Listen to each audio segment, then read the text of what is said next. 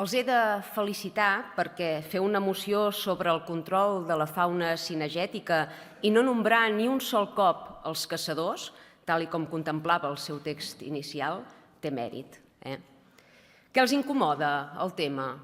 Que els hi sembla impopular? Durant anys, determinades plataformes s'han dedicat a criminalitzar les societats de caçadors, assenyalant els membres i acusant-los des de no sé quina superioritat moral.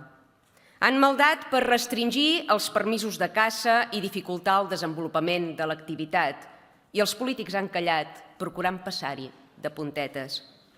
Ara veuen augmentar el nombre d'accidents de trànsit per xoc amb porcs senglars i cabirols, veuen com es perden collites, com la fauna cinegètica s'acosta perillosament a viles i ciutats i s'esparveren.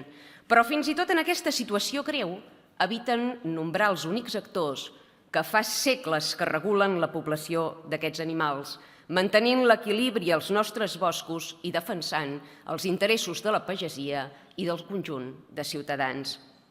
Com a neta, filla, neboda, germana i mare de caçadors, no puc sinó defensar un gremi que ha contribuït a la neteja de camins, al correcte funcionament del nostre ecosistema i a la preservació dels cultius.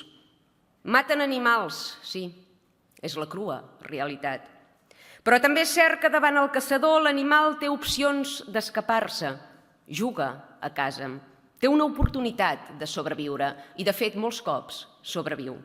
Als escorxadors no hi ha oportunitats ni escapatòries i tothom compra carn d'animals escorxats a l'escorxador sense ni tan sols fer dissertacions morals al respecte.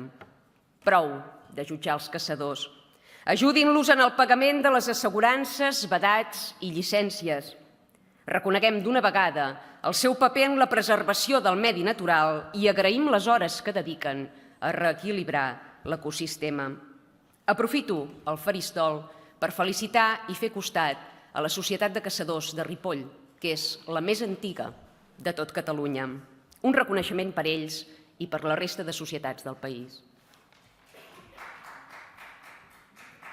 Moltes gràcies, senyora diputada. I per pronunciar-se sobre les esmenes té la paraula el diputat senyor Manel Esquerra Tomàs.